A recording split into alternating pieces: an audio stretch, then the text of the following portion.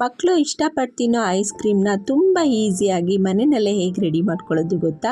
ಹೆಲ್ತಿಯಾಗೂ ಸಹ ಇರುತ್ತೆ, ತುಂಬ ಬೇಗನೆ ಮಾಡ್ಕೋಬೋದು. ಹಾಯ್ ಹಲೋ ಎಲ್ರಿಗೂ ನಮಸ್ಕಾರ. Welcome back to Yovika cooking channel. ಇನ್ನೂ ಯಾರಾದರೂ ನನ್ನ ಚಾನಲ್ನ ಸಬ್ಸ್ಕ್ರೈಬ್ ಮಾಡ್ಕೊಂಡಿಲ್ಲ ಅಂದರೆ ಪ್ಲೀಸ್ ನನ್ನ ಚಾನಲ್ನ ಇವಾಗಲೇ ಸಬ್ಸ್ಕ್ರೈಬ್ ಮಾಡ್ಕೊಳ್ಳಿ. ಐಸ್ ಕ್ರೀಮ್ನ ಮಾಡಲಿಕ್ಕೆ ಮೊದಲು ಒಂದು ಪಾತ್ರೆಗೆ ಅರ್ಧ ಲೀಟ್ರಷ್ಟು ಹಾಲನ್ನ ಹಾಕ್ಕೊತಾ ಇದ್ದೀನಿ. ಸ್ವಲ್ಪನೂ ನೀರನ್ನ ಸೇರಿಸ್ಕೋಬೇಡಿ, ಗಟ್ಟಿ ಹಾಲಿದ್ರೆ ಟೇಸ್ಟು ಚೆನ್ನಾಗಿ ಬರುತ್ತೆ. ಒಂದು ಕುದಿ ಬಂದಾಗಿದೆ, ಒಂದು ಕುದಿ ಬರೆಸ್ಕೊಂಡ್ರೆ ಸಾಕು. ಅದಕ್ಕೆ 1.5 ಗ್ಲಾಸಷ್ಟು ನಾನು ಶುಗರ್ನ ಆ್ಯಡ್ ಮಾಡ್ತಾಯಿದ್ದೀನಿ. ಮೀಡಿಯಮ್ ಗ್ಲಾಸಲ್ಲಿ 1.5 ಗ್ಲಾಸಷ್ಟು ಶುಗರ್ನ ಆ್ಯಡ್ ಮಾಡಿದ್ದೀನಿ. ಇವಾಗ ಚೆನ್ನಾಗಿ ಕುದಿಸ್ಕೋಬೇಕು ಹಾಲನ್ನ. ತುಂಬಾ ಈಸಿಯಾಗಿ ಮಾಡ್ಕೋಬೋದು, ಮಕ್ಕಳು ಸಹ ತುಂಬ ಇಷ್ಟಪಟ್ಟು ತಿಂತಾರೆ. ಹಾಲು ಇವಾಗ ಕುದಿಯೋ ಅಷ್ಟರೊಳಗೆ ನಾನು ಒಂದು ಮಿಕ್ಸಿ ಮಾಡ್ಕೋತೀನಿ. ಮೊದಲೇ ನಾನು ಅಕ್ಕಿ ಮತ್ತು ಗೋಡಂಬಿನ ನೆನೆಸಿಟ್ಕೊಂಡಿದ್ದೆ. ಒಂದು 3 ಟೇಬಲ್ ಸ್ಪೂನಷ್ಟು ಅಕ್ಕಿ ಮತ್ತು 10-15 ಗೋಡಂಬಿನ ನೆನೆಸಿಟ್ಕೊಂಡಿದ್ದೆ 20 ನಿಮಿಷ. ಅದನ್ನು ಮಿಕ್ಸಿ ಜಾರಿಗೆ ಸೇರಿಸ್ಕೊತಾ ಇದ್ದೀನಿ. ಇದು ಹಾಕೋದ್ರಿಂದ ಟೇಸ್ಟು ಚೆನ್ನಾಗಿ ಬರುತ್ತೆ. ಇದಕ್ಕೆ ಮಖಾನ ಸಹ ಆ್ಯಡ್ ಮಾಡ್ಕೋಬೋದು. ನನ್ನ ಹತ್ರ ಮಖಾನ ಇರಲಿಲ್ಲ, ಸೊ ಹಾಗಾಗಿ ಹಾಗೆ ಮಾಡ್ಕೋತಾ ಇದ್ದೀನಿ. ಇದನ್ನು ನುಣ್ಣಗೆ ಗ್ರೈಂಡ್ ಮಾಡ್ಕೋಬೇಕಾಗುತ್ತೆ. ಗ್ರೈಂಡ್ ಮಾಡಿದ್ದಾಗಿದೆ. ಹಾಲು ಸಹ ಚೆನ್ನಾಗಿ ಕುದ್ದಿದೆ. ಒಂದ್ಸಲ ನೀಟಾಗಿ ಮಿಕ್ಸ್ ಮಾಡಿಕೊಂಡು ನಾವೇನು ರುಬ್ಬಿಟ್ಕೊಂಡಿದ್ವೆಲ್ಲ ಗೋಡಂಬಿ ಮತ್ತು ಅಕ್ಕಿನ ಅದನ್ನು ಸೇರಿಸ್ಕೊತಾ ಇದ್ದೀನಿ. ಇದು ಹಾಕಿದ್ದಾದಮೇಲೆ ಗಟ್ಟಿ ಬರುತ್ತೆ. ಕೈ ಬಿಡದೆ ತಿರುಗಿಸ್ಕೊತಾನೆ ಇರಬೇಕು, ಗಟ್ಟಿ ಆಗ್ತಾ ಹೋಗುತ್ತೆ. ಲೋ ಫ್ಲೇಮಲ್ಲಿ ಒಂದು 3 to 5 ಮಿನಿಟ್ಸು ಈ ಥರ ಮಿಕ್ಸ್ ಮಾಡ್ಕೋತಾನೆ ಇರಬೇಕು. ಮಖಾನ ಆ್ಯಡ್ ಮಾಡಿದ್ರೆ ಇನ್ನೂ ಬೇಗನೆ ಗಟ್ಟಿ ಆಗುತ್ತೆ, ಟೇಸ್ಟ್ ಸಹ ಚೆನ್ನಾಗಿ ಬರುತ್ತೆ. ನೀವು ಮಾಡಬೇಕಾದ್ರೆ ಮಖಾನನ ಆ್ಯಡ್ ಮಾಡ್ಕೊಳ್ಳಿ. ನೋಡಿ ಗಟ್ಟಿ ಆಗ್ತಾ ಬರ್ತಾ ಇದೆ. ನೆಕ್ಸ್ಟು ಒಂದು ಬೌಲಿಗೆ 1 ಟೇಬಲ್ ಸ್ಪೂನಷ್ಟು ಕಸ್ಟರ್ಡ್ ಪೌಡ್ರನ್ನ ಹಾಕೋತಾ ಇದ್ದೀನಿ. ಸ್ವಲ್ಪ ಮಿಲ್ಕ್ನ ಹಾಕೊಂಡ್ಬಿಟ್ಟು ಅದನ್ನು ನೀಟಾಗಿ ಮಿಕ್ಸ್ ಮಾಡ್ಕೋಬೇಕು. ಒಂದು ಗಂಟೆ ಇಲ್ಲದೆ ಇರೋ ಥರ ನೀಟಾಗಿ ಮಿಕ್ಸ್ ಮಾಡ್ಕೋಬೇಕಾಗುತ್ತೆ. ಗಂಟು ಬಂದುಬಿಟ್ರೆ ಅದು ಚೆನ್ನಾಗಿ ಬರೋದಿಲ್ಲ. ಸೊ ಹಾಗಾಗಿ ನಿಮ್ಮ ಹತ್ರ ಏನಾದರೂ ಕಸ್ಟರ್ಡ್ ಪೌಡ್ರ್ ಇಲ್ಲ ಅಂತ ಅಂದರೆ ಕಾರ್ನ್ಫ್ಲವರ್ ಸಹ ಯೂಸ್ ಮಾಡ್ಕೋಬೋದು. ಕಸ್ಟರ್ಡ್ ಪೌಡ್ರನ್ನ ಹಾಕ್ಕೊಂಡ್ರೆ ಕಲರು ಸಹ ಚೆನ್ನಾಗಿ ಬರುತ್ತೆ. ಸೊ ಹಾಗಾಗಿ ನಾನು ಕಸ್ಟರ್ಡ್ ಪೌಡ್ರನ್ನೇ ಹಾಕ್ಕೊತಾ ಇದ್ದೀನಿ. ನೋಡಿ ನೀಟಾಗಿ 1 ಗಂಟೆ ಇಲ್ಲದೆ ಇರೋ ಥರ ಮಿಕ್ಸ್ ಆಗಿದೆ. ನಾನು ಇದನ್ನು ರೆಡಿ ಮಾಡ್ಕೊಳ್ಳೋ ಅಷ್ಟರೊಳಗೆ ಚೆನ್ನಾಗಿ ಕುದ್ದು ಗಟ್ಟಿ ಆಗಿದೆ. ನೋಡಿ ನಾನು ಲೋ ಫ್ಲೇಮಲ್ಲೇ ಇಟ್ಕೊಂಡು ಮಧ್ಯ ತಿರುಗಿಸ್ಕೊತಾ ಇದ್ದೆ.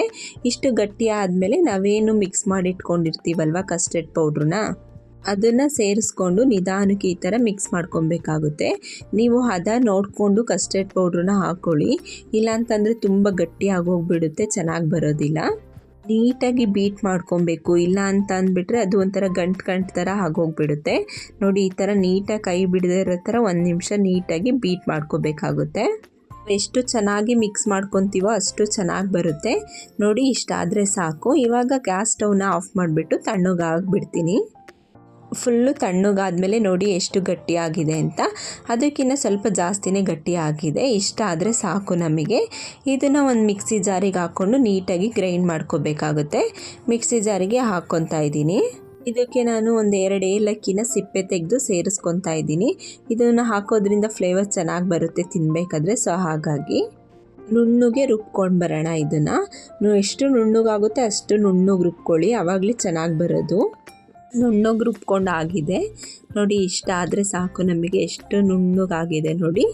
ಈ ಥರ ಮಾಡ್ಕೊಳ್ಳಿ, ಮಕ್ಕಳಂತೂ ತುಂಬಾ ಇಷ್ಟಪಟ್ಟು ತಿಂತಾರೆ. ನಾವು ಹೊರಗಡೆ ಕೊಡಿಸಿದ್ರೆ ಜಾಸ್ತಿ ಶುಗರೇ ಇರುತ್ತೆ ಅದರಲ್ಲಿ.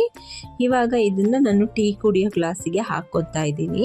ನಿಮ್ಮ ಹತ್ರ ಏನಾದರೂ ಐಸ್ ಕ್ರೀಮ್ ಮೋಲ್ಡ್ ಇತ್ತು ಅಂದರೆ ನೀವು ಅದಕ್ಕೆ ಹಾಕ್ಕೊಬೋದು, ಅದು ಶೇಪ್ಗೂ ಇನ್ನೂ ಚೆನ್ನಾಗಿ ಬರುತ್ತೆ. ನನ್ನ ಹತ್ರ ಐಸ್ ಕ್ರೀಮ್ ಮೋಲ್ಡ್ ಇರಲಿಲ್ಲ, ಸೊ ಹಾಗಾಗಿ ನಾನು ಟೀ ಕುಡಿಯೋ ಗ್ಲಾಸಿಗೆ, ಮೀಡಿಯಮ್ ಸೈಜ್ ಗ್ಲಾಸಿಗೆ ಹಾಕ್ಕೊತಾ ಇದ್ದೀನಿ. ನಾವು ಹೆಣ್ಮಕ್ಳೇ ಹಾಗೆ ಅಲ್ವಾ, ಯಾವುದಾದ್ರೂ ಒಂದು ಸಿಕ್ಕಿದ್ರೆ ಅದರಲ್ಲಿ ಏನೋ ಒಂದು ಅಡ್ಜಸ್ಟ್ ಮಾಡಿಬಿಟ್ಟು ಮಾಡ್ಕೋತೀವಿ.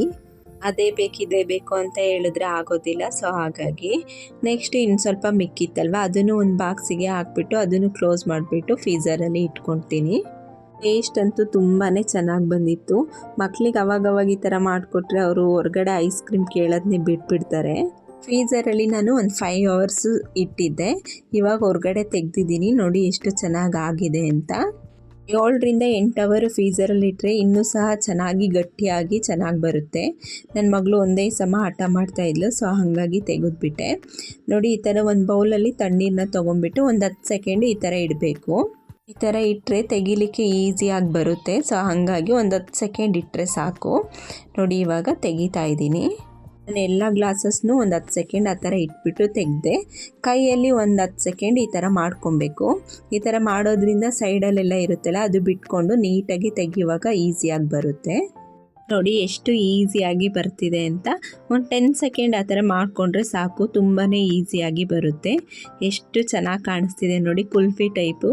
ಟೇಸ್ಟ್ ಅಂತೂ ತುಂಬಾ ಚೆನ್ನಾಗಿ ಬಂದಿತ್ತು. ನಾನು ಎಲ್ಲ ಗ್ಲಾಸಸ್ತು ಅದೇ ಥರ ತೆಗೆದಿಟ್ಕೊಂಡ್ಬಿಟ್ಟು ಅದ್ರ ಮೇಲೆ ಸ್ವಲ್ಪ ಪಿಸ್ತಾನ ಕಟ್ ಮಾಡಿ ಹಾಕೋತಾ ಇದ್ದೀನಿ. ನಿಮ್ಮ ಹತ್ರ ಏನಾದರೂ ಕೇಸರಿ ದಳ ಇತ್ತು ಅಂದರೆ ಅದನ್ನು ಸ್ವಲ್ಪ ಹಾಕ್ಕೊಳ್ಳಿ, ಸ್ವಲ್ಪ ಕಲರ್ಫುಲ್ಲಾಗಿ ಚೆನ್ನಾಗಿ ಕಾಣಿಸುತ್ತೆ. ನಾನು ಫಸ್ಟ್ ಟೈಮು ಟ್ರೈ ಮಾಡಿದ್ದು, ಟೇಸ್ಟ್ ಅಂತೂ ತುಂಬಾ ಚೆನ್ನಾಗಿ ಬಂದಿತ್ತು. ತಪ್ಪದೆ ನೀವು ಒಂದ್ಸಲ ಟ್ರೈ ಮಾಡಿ. ಮನೆಯಲ್ಲಿ ಮಕ್ಕಳೇನಾದರೂ ಐಸ್ ಕ್ರೀಮ್ ಬೇಕು ಅಂತ ಹಠ ಮಾಡಿದ್ರೆ 10 ನಿಮಿಷದಲ್ಲೇ ಹೆಲ್ತಿಯಾಗಿ ಮನೆಯಲ್ಲೇ ರೆಡಿ ಮಾಡಿಬಿಡ್ಬೋದು ಐಸ್ ಕ್ರೀಮ್ನ. ನಿಮ್ಗೆಲ್ರಿಗೂ ಈ ವಿಡಿಯೋ ಇಷ್ಟ ಆಗಿದ್ರೆ ಪ್ಲೀಸ್ ಒಂದು ಲೈಕ್ ಮಾಡಿ, ಕಮೆಂಟ್ ಮಾಡಿ ಅಂತ ಹೇಳ್ತಾ ಈ ವಿಡಿಯೋನ ಇಲ್ಲಿಗೆ ಎಂಡ್ ಮಾಡ್ತಾ ಇದ್ದೀನಿ. Thank you for watching. Bye.